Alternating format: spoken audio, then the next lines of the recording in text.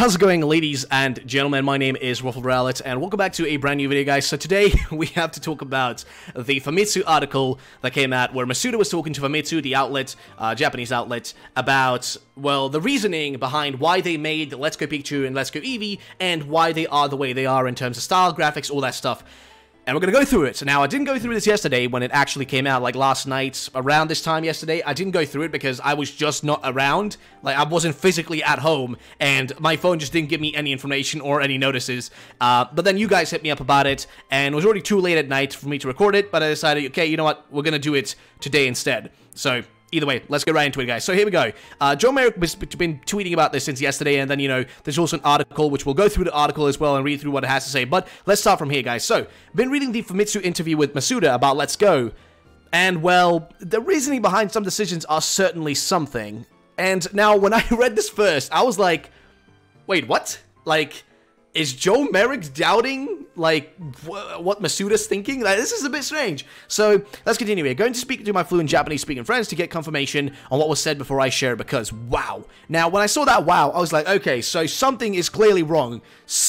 Clearly something is up here. So, he continues on here. When asked about the graphical style of Let's Go, Masuda responded that he chose the style to be more fantasy-like, not realistic. And so parents could be more instantly recognize it as Pokemon and a safe game at a glance when pairing in to check on their kids from another room. They're always trying to try new things, so they decided to keep trying to experiment. They are open slash listening to feedback, both positive and negative, for consideration for the future. Now, I'll go through each one of these and I'll give my comments on this, you know, at the end, but let's continue here. So, seen a lot of disrespect from Masuda because of the decisions in Let's Go. Yes, I'm a bit apprehensive too, but I'm not going to dismiss it, and I'm not going to insult people because of it. Let's Go is clearly a game meant to bring together core fans and newer fans.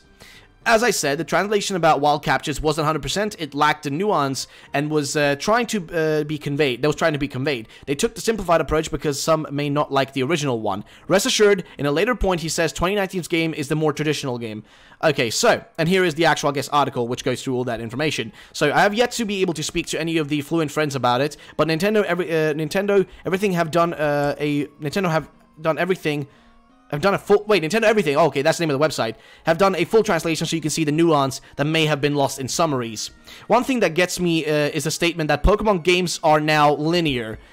Barring one small portion of Gen 1 and a small portion of Gen 2, they have always been really, really linear. Even though the Sinnoh path was convoluted, it too was linear. Backtracking, non-linear 2 equals non-linear 2. So, I'm really interested about this. Now I want to know what the article says, because clearly there's more here to dissect. So let's go through this article, because there's a lot to go through here. Holy moly, guys.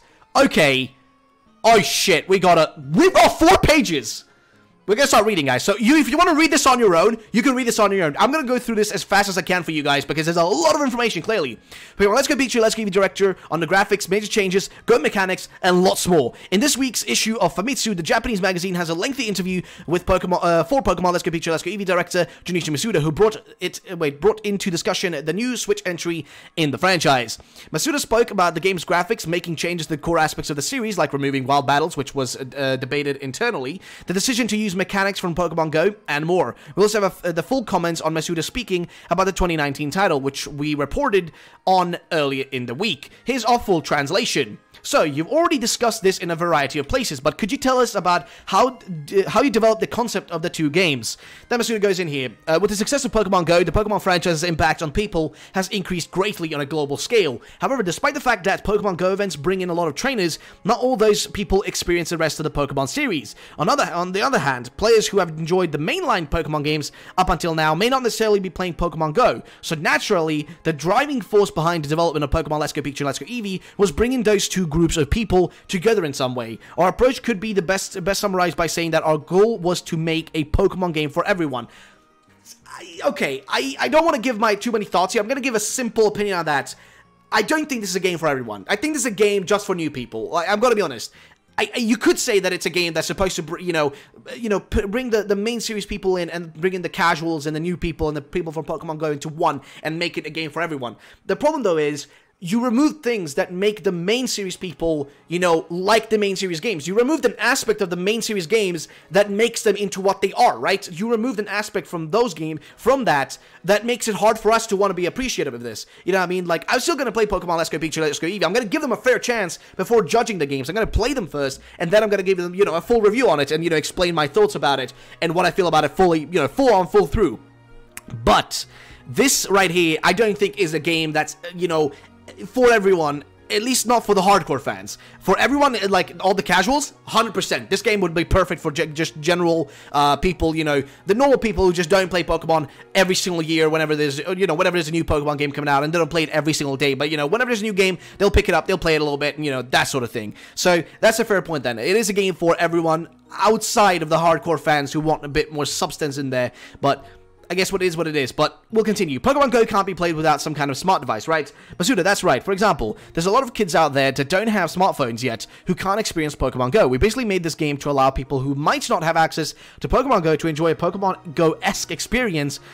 Of course, this also presents an opportunity for parents to enjoy the franchise with their kids. Okay, Masuda, my boy, I don't know if this is maybe just Japan only. Everybody has a phone now. Everybody has an iPhone. You can't find a kid in Sweden, okay? You can't find a single kid who doesn't... My brother is like, we don't even have a lot of money, but just like, phones are so accessible nowadays. Like, we're not a rich family, but my brother, like, that's like 8 or 9 or some shit, has got a phone, and they also get iPads in school. Everybody has access to smartphones. I don't know if Japan maybe has a low, like, accessibility to it, and kids just don't have it, but people have phones. Like, everybody in Sweden has phones. I hate it when, like, you know, I see, like, little kiddos not, like, you know, just running around with freaking their phones and shit, and I'm like, when I was in school, you know, when I was younger, we played. We actually had fun. We, you know, traded Pokemon cards, and we played on our consoles. Now I see kids running around with their phones and shit. Everybody has a phone. This is a false statement. This is not true. All kids essentially have phones, so there was no reason for, for this one specific point, there was no reason for these games, for that point right there. So, I don't know, that just feels a little bit stupid to me. Kids have phones nowadays. Everybody has phones nowadays. This just feels really weird to me. So, again, I'm not shitting on him here, but I think that's a false statement. Kids nowadays just run around with phones. It's just a common now. It's just a normal thing if you live in, like, in a, you know, in a first world country. It's just a normal thing, you know what I mean? Either way, this kind of game does certainly seem like it would be optimal for parents and their children to play together. This is true, though. This is true, okay? This is true. Masuda's right here. This is, like, the perfect game to play with, like, with the family at home. It doesn't have to be a parent and a kid. It can just be two, like, siblings or something. I want to really play with my brother. Like, when the game comes out, I plan to do some sort of co-op with my brother in the game because it seems like it would be the fun thing to do. So, in that sense, yes. So Masuda says here, that's right. Right. For example, let's say a parent and a child go out to play Pokemon Go together. After they come home, they can bring the Pokemon they caught in Pokemon Go over to the two Let's Go games and continue playing together on playing together in the living room TV. That's the kind of natural blend between Pokemon and the flow of everyday life that we considered over the course of the game's development. It isn't just about the experience of throwing a Pokeball, but being able to play and experience a Pokemon as a part of everyday life. I really wanted both fans of the mainline series and the fans of the Pokemon Go series to be able to get a taste of that. Again, to put it frank, we want to make a Pokemon game that all fans could enjoy. Okay, that's a fair point. Sure. That makes sense. I think that would make sense. You know, you go around, you go out, play Pokemon Go, you come home, you know, you're just like, oh god, I caught this awesome Pokemon, let me send it over to my Pokemon Let's Go game and, like, let me use it there. In that sense, sure, I'll give you that one. Honestly, that's not a bad point. That's a good reason for this game to exist. So, in attempting to implement that kind of gameplay, what kind of challenges did you face? Well, we had to update the graphics without making them too realistic. We wanted them to maintain the game's fantastical elements, so as not to surprise any parents who may be watching. For example, for instance, we pictured a child playing the game in the living room while their mother watches from the kitchen. It needed to seem like the kind of game that would give her peace of mind. We based the sound design of a similar philosophy. We were particularly conscious of the need to express a sense of gentleness and ease throughout the game's world. We primarily utilized classical instruments. Personally, though, I'm quite the fan of the fast-paced techno music, which reminds me, I'm actually not in the charge of the music. That would be Mr. Kageyama. Shota Kageyama, rather than having a specific direction that composes the music in accordance to. He primarily focused on what he feels would be comfortable for players to listen to while playing the game. As for the actual hardware aspects of the game's sound design, the number of things we're capable of musically has increased dramatically. We're capable of more technically, so much so that we can think players will be able to feel the music on a more profound level than before. So please look forward to it. That's a cool thing. Pokemon music has always been like top-notch, so that's something I never will doubt you on. Like Masuda, whenever you guys make Pokemon music, I give you like high regards, even if it's supposed to be like little like calming, nice instrumentals and not techno like like, you know, I get it. I actually prefer like Pokemon's calm, nice songs, like the ones that aren't supposed to be like super, you know, techno, beaty and all that stuff, which I'm fine with those as well, but I prefer the more soothing ones, like, you know, with flutes and violins and etc. I mean, not violins, but like, you know, flutes and stuff, like, you know, the really calm ones. Those are great. So, yeah, those are good. Either way, a life where Pokemon always has a presence, even just thinking about it is exciting. Masuda, we created a two-player mechanic with a blend of Pokemon and everyday life in mind. As well, it isn't limited to parents and their children, of course. Siblings, friends, significant others, a whole host of people will be able to play together, challenging the fixed concept of Pokemon. The wild-scale reform of the Pokemon series has Mr. Masuda made it possible. Beginning with the actual capturing mechanics, you seem to be utilizing many of Pokemon Go's mechanics in a variety of places. What do you aim to accomplish through this? Masuda, we're incorporating the best mechanics from both the core games and the Pokemon Go, so that way both groups of players can enjoy a fresh experience. Although it seems like the games are based around Pokemon Yellow version, there are elements of Pokemon Go as well. We tried to find a happy medium between the interesting features of both games and ended up pursuing what you see now. So again, this just proves the point that this game was supposed to be just a blend of the two, like, you know, take the main series aspects and mix them with Pokemon Go, which honestly, the more I think about it, the more I respect it. I get it. Like, Pokemon Go is a big franchise, game now. It's been a big game for a long time. It still has, like, active, like, 11 million players. It's still huge. It's gigantic. So it makes sense. You want to capitalize on that. It makes sense. I understand it. And I see it. Then again, you know, like, the only statement that I was really off about was the one about Pokemon Go being not accessible to, you know, phones not being accessible to, you know, younger players and children and stuff. That just doesn't make any sense. But for everything else here, it makes sense, right? They wanted to make a game that was going to fit the Pokemon Go players, but still have a reason for the mainline players to still want to experience it. The only problem, though, for the mainline players is so I'm just talking as someone who's played all the mainline Pokemon games and who's stuck around for mainly the mainline games and not really played Pokemon Go as much as others. I've started playing a bit more Pokemon Go now, and hey, it's fun in bursts. It's not one of those games where I can just sit down and grind it out, and like I have way more fun with like Pokemon Soul Silver than I'll ever have with Pokemon Go. That's just the hard truth. But I understand what they went for here. They wanted to make a game where at least we could still play it. But the problem for us is we've already played through Kanto a million times, and now we're going to get to play through Kanto again, but with less things and a more Pokemon Go-ified sort of experience. And that's where I feel the issue is. It's like, hey, we're getting Kanto again? Okay, sure. But it's like, okay, so you remove features from previous Pokemon games. Why? Like, why would you remove these things? Because that just makes it, for somebody who's playing the mainline games, like, why would I spend my money on this when I can just play the other Pokemon games that have all the things that I want in them?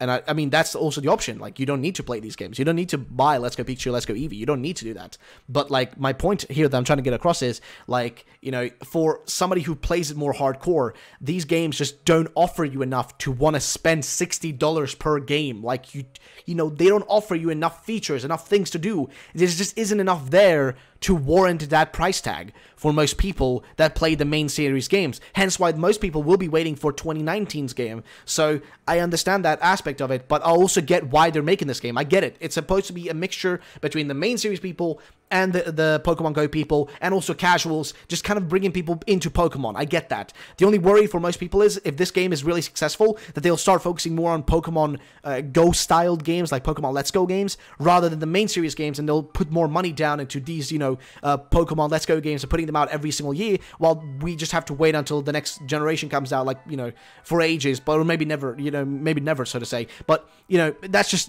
kind of being on the extreme side of things. I don't think that's going to happen. I'm just, you know, kind of explaining my point of view here. So either way, incorporating elements from Pokemon Go is quite groundbreaking. It must have taken a lot of courage to make that kind of decision. It was a daunting task we took upon ourselves, for sure. There was considerable debate within the team concerning the absence of wild Pokemon battles. Up until this point, I had been steadfast in defending the mechanic as the series director. This time, though, I felt like we should try to change things up a bit. Personally, I've always felt that weakening and capturing mechanic is a bit like fishing. There are people that aren't fans of that kind of strategy, though. To that end, as I mentioned before, I wanted to make these games more enjoyable for a wider audience of fans. As such, we simplified the mechanics. Until now, catching Pokemon has been vaguely reminiscent of fishing, whereas I'd liken the new mechanic to catching bugs with a net. I have to wonder if people will enjoy that sort of straightforward mechanic more so than the previous mechanic. And no, we won't. Okay, I've got to be honest here. No. Okay, Masuda, I see what you went here, and I fucking love you, dude. I know I just swore, but I'm sorry. But I love you, dude, because clearly this is something that they wanted to change now for a longer time. If what he's saying here is true, that he was the one defending the capturing mechanic, then clearly the company itself has wanted to just take it away for a long time, which worries me so much because, oh god, that would be bad. Like, the weakening mechanic, and like you said here, it's like fishing. As someone who loves going out fishing with my dad and stuff, like, it's enjoyable. It's like a relaxing, fun thing to do. You know, you go out there, you fish, it's great. It's like, it's that experience, it's awesome. And I can actually see his likening here. It makes sense, right? It fits really well. It's like you weaken the Pokemon and then you catch it, right? Same thing with fish, you know, you gotta struggle against it, and then, you know, at the end you're supposed to win. Sometimes, hey, you can lose against the fish, you can get away, but, you know, you want to, it's the struggle and the challenge between you and the freaking, this ocean creature, or, you know, water-based creature. You want to, you know, see who's the stronger one, and then once you defeat it, hey, guess what? You caught it. And that's the thing with Pokemon. It's like you struggle against this other, you know, creature, you try to defeat it, and then boom, you know, you are the winner at the end. You know, you weakened it, and now you can capture it. And I can understand that concept, like the way he puts it there, the way he kind of like describes it is perfect. That's the awesome part about it. But just going around catching like bugs with a freaking net, like, that's not, like, there's not much to that, I feel like. And I feel like it's not even a good explanation for how to, like, for the way, you know, catching in Pokemon Go works. In Pokemon Go, you just find a Pokemon, oh, cool. Whoop, you know, you spin and you throw, and there you go, it's done, you know what I mean? The fun part for me with Pokemon Go is raids and taking over gyms and stuff. That's the fun part for me, because there you get to battle there. That's where the fun part is for me. Battling is the fun part of Pokemon. It's a huge part of Pokemon, and if you're gonna make all of it now into just catching, that would be really sad. But since he said, you know, we already know that the next games in 2019 are gonna be traditional games, I don't think that should be too much of a worry, but I understand now. He must have defended the mechanic, but then they wanted to try something different. Hey, they wanted to, you know, just look at something that could perhaps work in a different way. So, fair enough. As long as it doesn't take over, and that's the main way that Pokemon catching is gonna, you know, Pokemon battles are gonna happen now from now on, where you can't even battle Pokemon, but you have to just catch them. I hope that doesn't go down that way. It doesn't seem like it will, so I think we'll be fine.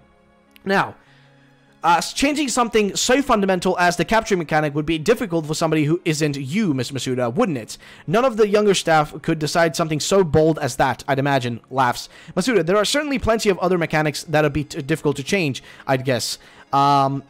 But if we as developers don't actively confront those kinds of challenges, the series gameplay would become fixed and stale, wouldn't it? So to prevent that staleness, I'd like to keep proposing new ways of playing without any reservation. Of course, there'll be those that aren't satisfied with the changes, but even so, the driving idea behind these games is that they're for everybody to enjoy. Given that philosophy, I will do my best to make sure that the future games will reflect the feedback we receive, both good and bad. Oh god, this is, oh no, this is, whoo!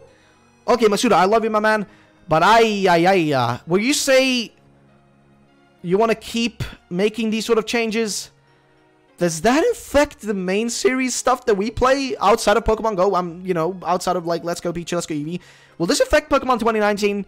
Because I feel like it's going to affect Pokemon 2019. I don't know. I'm a bit scared. Like, this statement right here, it scares me a little bit. Because I love innovation, but what we got right now wasn't really innovation. You just took Pokemon Go, a part of like, literally, you just took Pokemon Go. That's all this is. I'm gonna be honest. That's all Pokemon Let's Go Pikachu, like, this new feature, is not even a new feature. It's just, you took Pokemon Go and put it on the Switch. That's all it is. With also, by the way, less Pokemon. Let's keep in mind, by the way, Pokemon Go has more Pokemon than Let's Go Eevee and Let's Go Pikachu, which is ridiculous, if I'm gonna be honest. I'm still not, like, on board for that. I feel like these games should have Pokemon beyond Gen 1, but it is what it is. I hope they let some sort of, like, updates to it in the future. Maybe they'll add Pokemon over time. Maybe they won't. I don't know. But it's besides the point. What I want to get across is, this is worrisome. Like, I get a bit worried that, you know, you'd keep making changes to make the game that it's not even recognizable at the end. Like, okay, some people would have perhaps been mad if they went the route of what I was expecting, which was like to change the gameplay so it's actually more mobile, so you can actually like dodge moves and stuff like that. People could have hated that. People could have hated all this, you know, tons of stuff. And guess what? We ended up hating this change that we can't battle wild Pokemon. Who knows? Maybe this is gonna be fun. Maybe it's gonna be fun now battling Pokemon. We'll see. We'll see how it ends up happening, how it ends up going. But I'm reserved. I'm a bit worried, but I'm reserved. It's a game at the end of the day, so you know it's not the end of the world. It is what it is. And they're trying to innovate. If they can make the 2019 game a great game that features all the things we love, but also brand new stuff, that would be awesome. I think that's what we want. We just want, you know, the things that we love about Pokemon to still be there, but also new stuff to enhance the experience and make it even better. So yeah, obviously the gameplay is significantly new, but as a whole, can you tell us how the story has changed? In remaking a 20-year-old product, the hardware is completely different, and the graphics and sound have evolved in a completely different caliber. The story, however, hasn't really changed at all that much. Players will notice a few additional elements here and there, though, for example, now that I think back on Pokemon Yellow version, there are some instances where it might be difficult to figure out where to go next, or where the next objective is. In this game, by contrast, there are a few supplementary features that make the game a bit easier to... God damn it! No! Why? Okay, I'm sorry, but no, this is... I can't stand for this shit. My English is weird. I can't stand for this shit. Why would you make the... Like, god damn it, man. What happened with, like, you know... What happened with trial and error? That's my question. What happened with trial and error? What happened with actually, you know, working your way to succeed in the game? Okay, I played Metro Last Light like a few weeks ago. I played Metro Last Light, okay? I didn't have a bloody clue. I'm like 20 almost now. Didn't have a clue what to do in the game. I spent at least 3 hours struggling in the same area in the game for ages. But guess what? When I finally figured it out, when my tiny brain up here finally figured out, when my dumbass brain finally figured out what I had to do to win that level I was on in Metro Last Light, I was so satisfied. I was so happy. There was that like, you know, that joyfulness, like the puzzle. It was just the final piece of the puzzle, and like, oh god, I finally get it. I finished it, right? There was that satisfaction of understanding what you did. But now you're literally gonna add more like, hey, go here. But I wanted to see maybe what's over there. Nope, go here. Like, why? Why would you have to make the game even easier? Why? These games are already looking easy as all hell. Why would you make them even more easy? I just can't. Okay, so far, two things here that bother me. This one and the whole mobile thing. This is stupid. Why would you make it even easier for people to understand where to go? The story, as he just said, is the same. There's no changes in the story. There's a few elements that have changed slightly. Maybe a few new characters here and there that maybe give you Pokemon and stuff. Other than that, it's the same. You know, minus HMs, I guess. That's it. Minus HMs. Other than that, the story is the same. Which means these games are just Pokemon Yellow with no battling Pokemon and also easier to play through. I guess that's just, I don't know, to me, it feels a bit redundant. Like, what's the point of playing through them? Like, I feel like the experience there won't be, like, enough. But I'm gonna wait and see what happens. I'm gonna wait and see what happens. Either way, it seems like it might be easier for even the first timers to progress through the game. How about battles and training Pokemon? Are they much different? When it comes to training Pokemon, you can still level up by catching Pokemon and through trainer battles. Additionally, you can send cool Pokemon to Professor to receive candies, of course, turn Pokemon into freaking food, that you can use to directly enhance your Pokemon's strength. I thought about implementing training in a variety of ways, but when it came down to it, utilizing Pokemon Go system seems to be the best, simplest, and most incomprehensible. Yeah, because it was the easiest thing to do, obviously.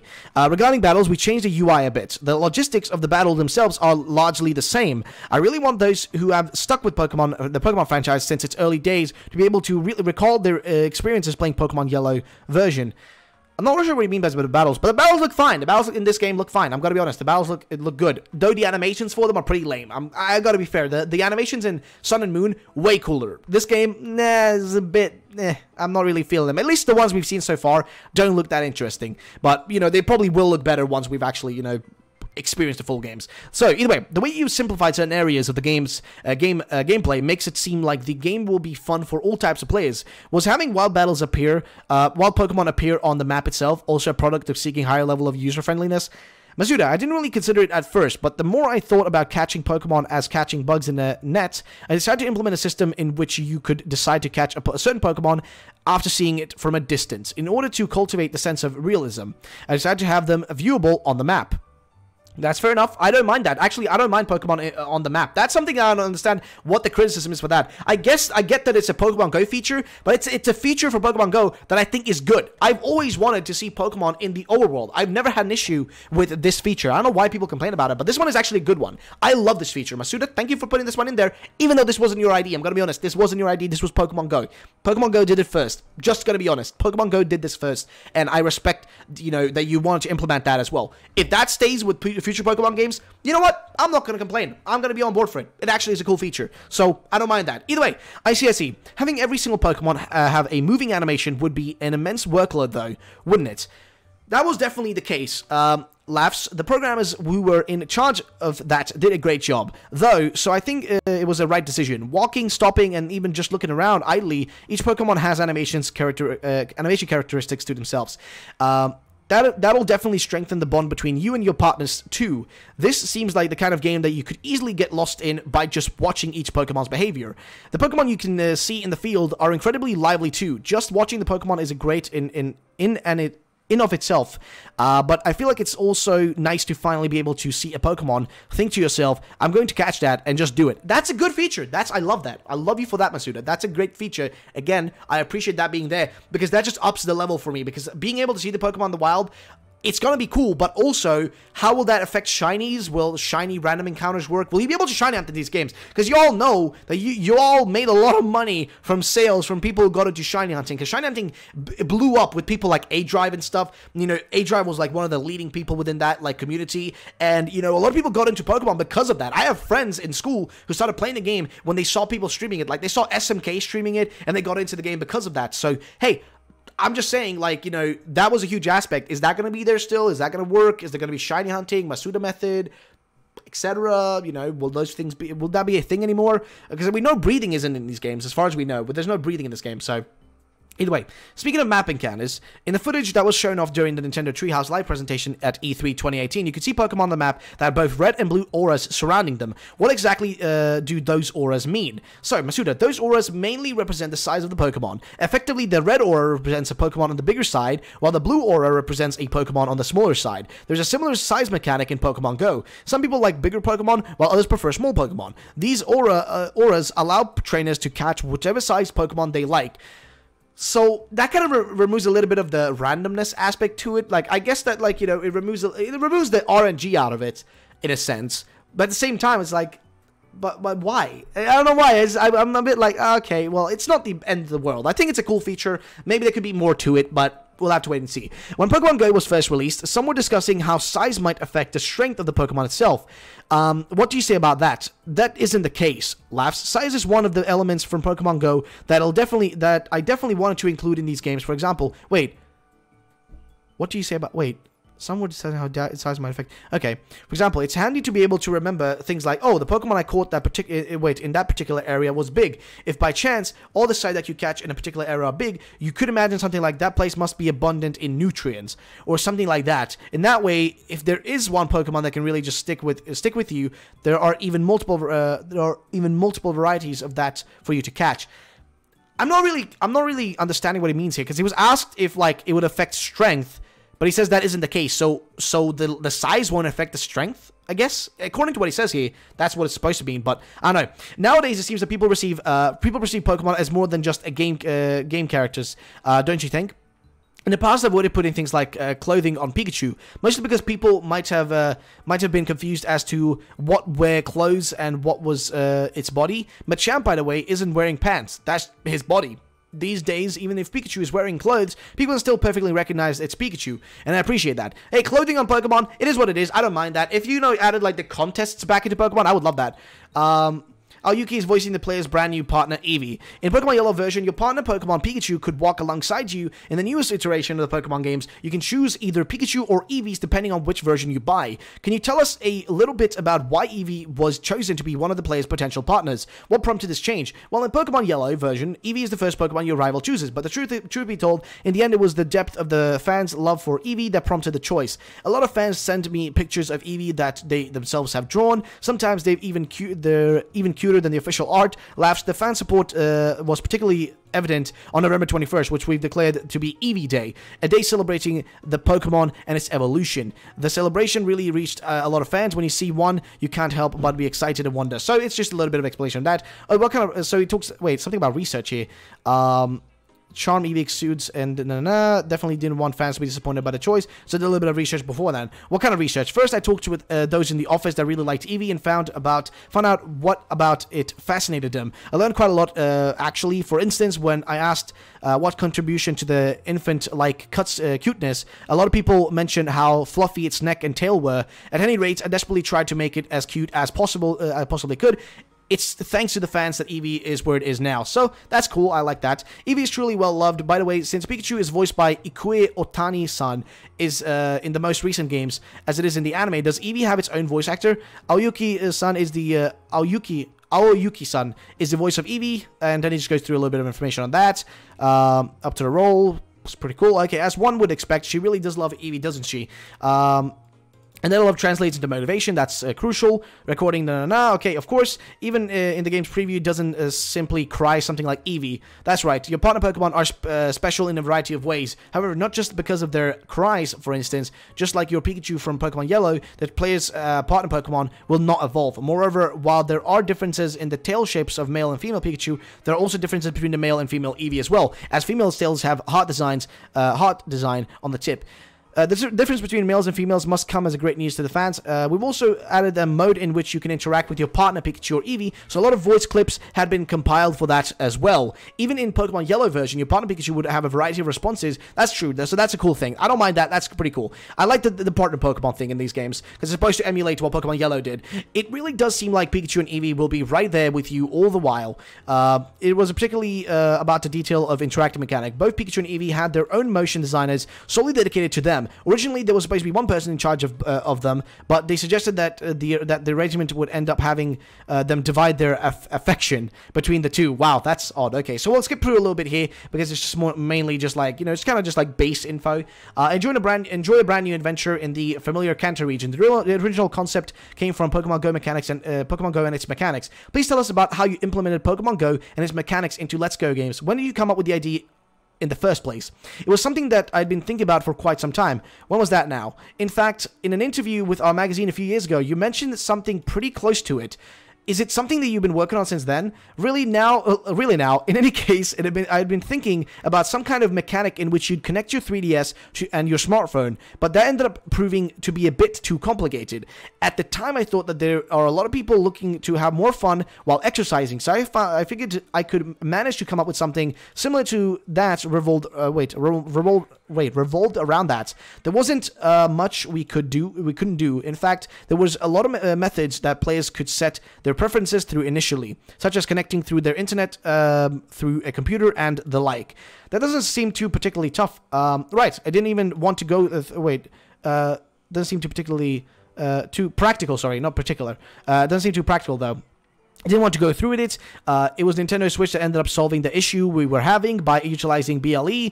That's obvious. We know about that now. In concrete terms, exactly how simple is connecting devices? A great deal of Pokemon Go players are already able to connect their smartphones to their Pokemon Go Plus device. Connecting to BLE acts in a similar way, so it's going to be simple. Doesn't seem pretty. Seems pretty handy. Regardless, I didn't know you went through so much difficulty in order to implement such a feature. It was difficult to understand. After a good deal of talks between Nintendo and Niantic Inc., we were finally able to, come up with a concrete ID. Nevertheless, even though we figured out how to connect smartphones with the Nintendo Switch, there are a variety of types of phones from a whole host of manufacturers, so that makes sense. We're really looking forward to seeing how it all pans out. Incidentally, I think there are a lot of people who've gotten attached to the Pokemon that they've caught in Pokemon Go. Do these games have an appeal to that kind of player? I think one of the best things about Pokemon Go is that the kinds of games that really allows you, it's the kind of game that really allows you to remember when and where you caught your Pokemon. Naturally, then you'd have to keep those Pokemon and those memories and carry close at hand, right? You can take those Pokemon and countless other Pokemon you've captured to the Let's Go games. Okay, makes sense. But you can't send them back, though, and you put them into Go Park.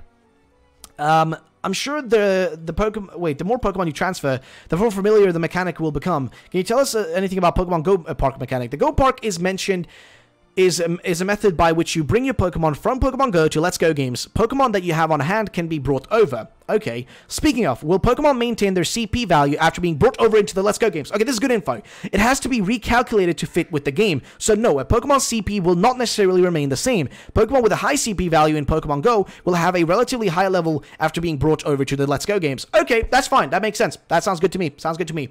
How do a Pokemon's level and CP differ? Well, for one, two Pokemon of the same level may have an entirely different CP. This generally means that the Pokemon with the higher CP must be better in some way. Laughs. If anything, the CP value is only there so that fans who have played past entries in the mainline series can better understand the strength of their Pokemon. So in other words, a player who wants a higher performance Pokemon will have to keep an eye on its CP value as well.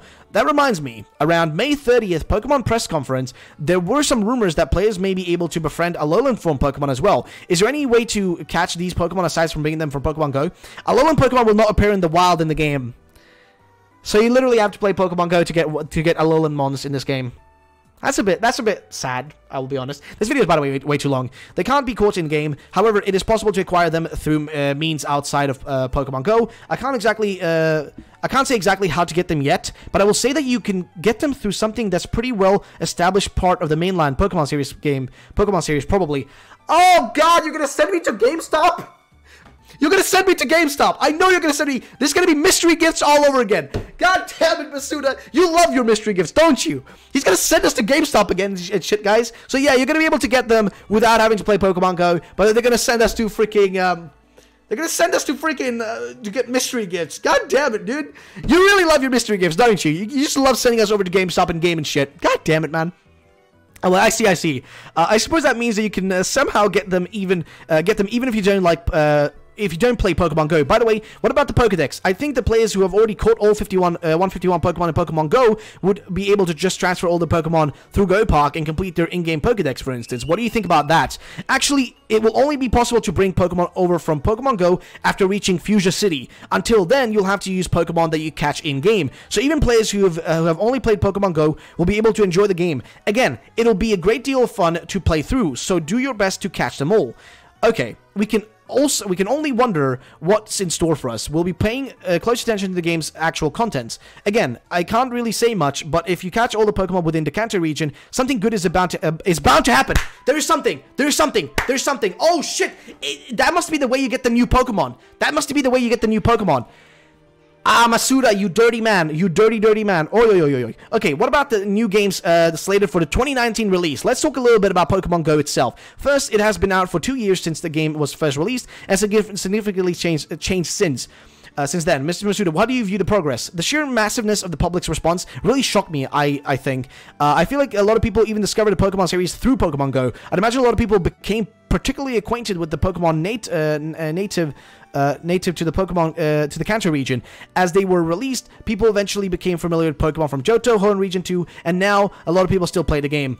The friend list and trading were added to the game the other day as well. We've been thinking about those mechanics for a long time, but we were finally able to implement them. I think it'll be a lot easier for people to connect with each other now that those mechanics are in place. I feel like it was a good approach to release those features around the 2-year anniversary. I don't agree with that. I don't agree with you there, Masuda. The Pokemon Go Summer Tour is also happening this year.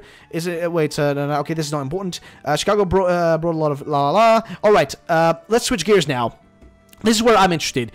About the 2019 Pokemon games, can you tell us anything about this in its current stage?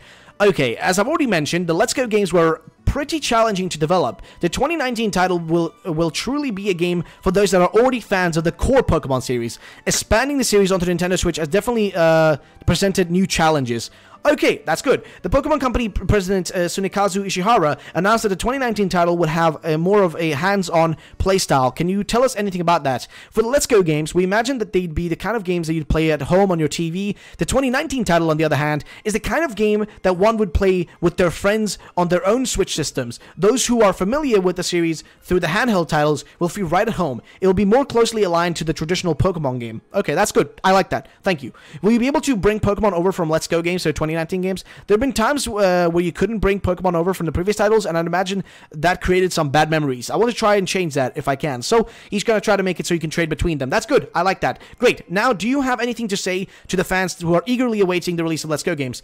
The Let's Go games are true reworking of the Pokemon formula. You can see the Pokemon moving about on the map and can even talk with the partner Pokemon of your choosing. We really wanted to rework the game to capture the experience of being with your Pokemon. It truly captures the feeling we haven't been able to do before, and I hope everybody enjoys that. We also love to see people play this Pokemon game differently from past entries in the series. Okay, that's good. Well, he also said the games will be, fun to, They want to have us experience these games in more ways than just one. If you want to experience it on your own, go ahead. If you want to experience it with, your friends and family, siblings, that sort of stuff, go ahead. But, yeah, I mean, it's a fair enough point. I mean, he mentions animations, for example. He mentioned animations and how they have individual animations for Pokemon walking around, their idle animations and stuff. That's cool, though you are reusing Pokemon Go models, so that's a little bit of a cheap shot there. Though, again, reusing assets isn't the biggest deal in the world, though it's, it's a little bit, for me, it doesn't show me that, you really cared about making these games any more, like higher tier or whatever, or better, better games in themselves. But it's like, hey, we'll just reuse the Pokemon Go models and we'll be fine. Which is fine because it makes sense with these games. I just hope they don't reuse these models from Pokemon Go in the 2019 game as well. I hope the 2019 game has its own brand new models for every single Pokemon, because that is what's important for me with those games. They just don't look like they're Pokemon Go rips.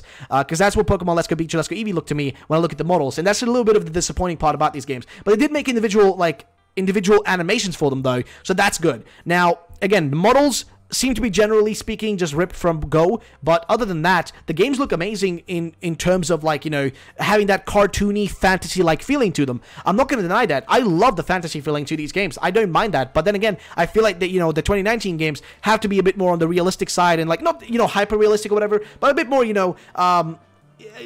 kind of in the style of what we've seen from Dragon Quest and stuff like that, like Dragon Quest 11. If you can achieve Dragon Quest 11, which has that fantasy feeling to it, but also really good looking, high quality textures and graphics, then I'm all on board. But guys, I don't know about these games. I am kind of excited to try them out and see how it's going to be, if it's fun to play or not. But I guess we'll just have to wait and see, guys. But either way, thank you so much for watching this video. I know it's been a 41-minute long video, but thank you so much for watching. I'll see you all the next time, guys. Have a great day, and bye-bye. Ladies and gentlemen.